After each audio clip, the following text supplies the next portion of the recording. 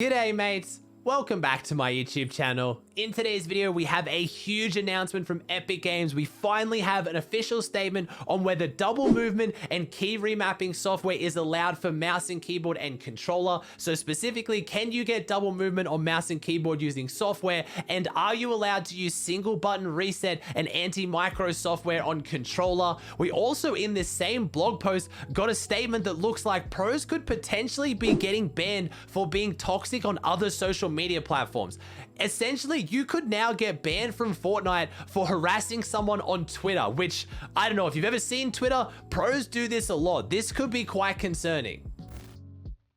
I've already talked about this a whole bunch before, so I'm not going to go into too much detail. Double movement is just the ability on mouse and keyboard to move like a controller player, to be able to move one direction and look a different direction at the same time. Now, previously, you could do this way back in the day by binding two movement binds, so double movement. You could have move right on D like it normally is, and you could have move right on V, and if you press them both down at the same time, you would have double movement. Now, that got taken out of the game, that got patched, and since then, there has been so much drama around double movement. You had keyboards like Wu-Ting and Razer bring out analog keyboards that gave people double movement built into the hardware, and this wasn't bannable. You then had people go out and make software that remaps your keyboard to be picked up as a controller player, which gives you double movement, but then some people thought that was bannable. Epic Games never made a statement about it. A whole bunch of pros have been using it for a really long time. Some pros most recently, like Benji Fishy, came out and started using it, and a lot of people thought that was the all clear. That means we can all use it.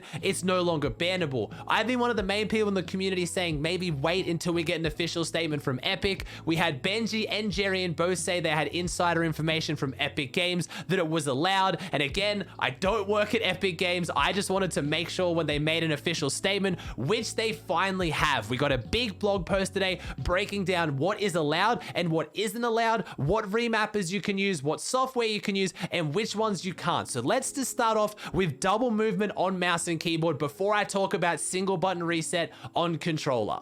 So Fortnite's official statement was key remappers. To be clear, key remappers are permitted within Fortnite. Players rely on these tools and certain hardware that apply the same effect in order to play the game. So that's like Wu-Ting, that's like the Razer keyboards hardware.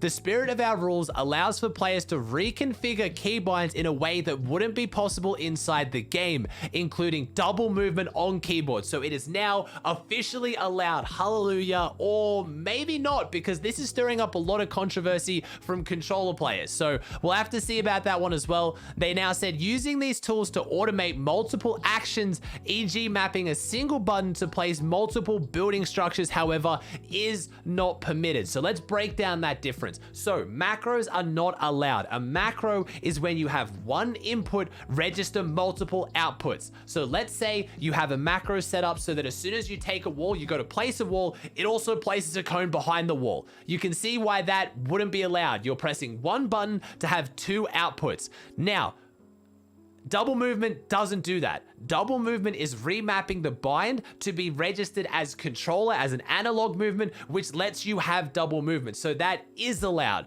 which makes me move on to controller. Now, single button reset on controller and software that allows you to remap one button to register edit selection and edit reset simultaneously is not allowed by this definition. So if you were using software to set up an instant reset on controller, unless Epic Games makes another statement, by this definition, it is not allowed because you're having one input, pressing one button to select an edit on a wall and then instantly reset it. And I know what you're thinking. How is that different to scroll wheel, Aussie? That's just like a scroll wheel. Well, scroll wheeling is actually multiple inputs. If I scroll down once, and then I scroll down again, that is two inputs creating two outputs. The first one selected the wall and the second one reset the edit. I'm just doing it so quickly that it's like it's instant. So unfortunately, that's left controller players pretty upset, and in my opinion, rightfully so. If mouse and keyboard players are now going to get double movement, which I think they should, controller players equally should also get single button reset. I've always argued for making the playing field as even as possible. If one platform has something, the other one should have it as well, except for obviously controller needs some level of aim assist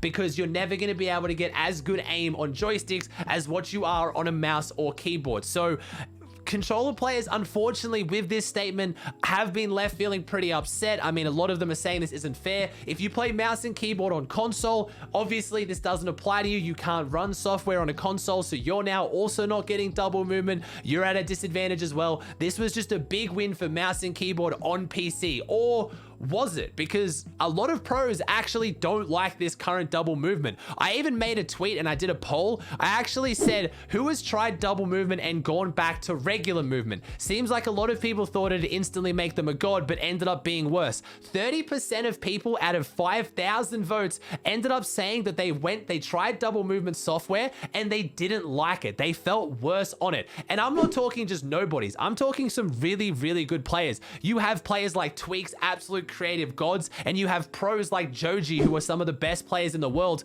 who actually would rather have no double movement. And now you have a lot of pros coming out and saying they would rather have the old manual double movement, like I talked about with the 2 keybinds, because then you can turn it on and off whenever you want. If you're tarping and you want double movement, you can use it, but if you're box fighting and you don't want to move too fast, you can then not have double movement. So again, I don't want to have that situation of pros finally get what they want and they're complaining. A lot of people in the community are absolutely loving being able to use double movement now. And I know what your next question is going to be. Aussie, how do I use double movement? I was going to make a video. I was going to mention this video and give you a tutorial, but honestly, Jerian absolutely killed it with his video. So link in the description down below. Jerian has a full explanation of which apps are best to use, which ones you can use. I'm going to default to him because if I made my own video here, I'd literally just be saying what he already said in a different way.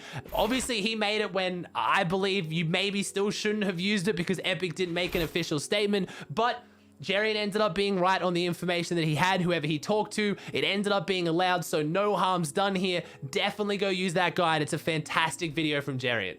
In this blog post, we had some other confusions kind of cleared up as well. Most of them aren't that exciting or we already knew about. We have in there about intentional disconnect, so you can't leave the game when you've been knocked to deny another player from shaking you down. You already knew about that. Illegal restarts, just confirming that you can play on multiple regions for cash cups. You just can't play multiple regions on FNCS, and an illegal restart is playing in the same tournament on the same account with a different team. So if you play one game with one team and then little Timmy decides he doesn't want to play anymore, he leaves, you can't find a new team to play the same tournament with, and you can't jump on another account to restart the same tournament. We also got clarification that wages are now against the rules. We had just kind of a big competitive warning ban implications. They said players should always strive to stay within our rules, but they should also understand the consequences of falling out of line with those rules. Depending on the nature of the infraction, disciplinary actions can include, but not limited to, a public warning, loss of session points, loss of prizes, or a DQ from a current or future tournament. Kind of went all over those ones as well. Disciplinary action can also be imposed for a certain player behavior outside of the game. This is the scary one, but not limited to harassment, toxic behavior, or promoting oneself as a banned or cheating player. So that's a little bit scary. That's coming into the realms of what you do on Twitter. We saw Aqua in the past where he got banned for clout farming, I believe is the clause they used on Twitter, where he said he was cheating and, he was posting a whole bunch of memes about being a cheater and aimbotting. And this was right after the game where he intentionally left the game early against Benji, stirred up a bunch of drama, and he got in trouble for that. But this could go as far as right now it says not limited to harassment or toxic behavior. I mean, you guys have Twitter. You've probably seen what some of these pros say to each other. Is that going to fall under harassment or toxic behavior? Because by those definitions of dictionary terms, I definitely see pros harass each other a lot with very toxic behavior. Are they now going to get banned from FNCSs because of that? Like, we need to see some clarification, but as everything with pros, I think until someone actually gets banned for this, or until something's bad enough to make a statement, pros won't change how they behave. Just know that if you're a pro, things that you say on Twitter or on different platforms outside of Fortnite could directly see you take disciplinary action within Fortnite.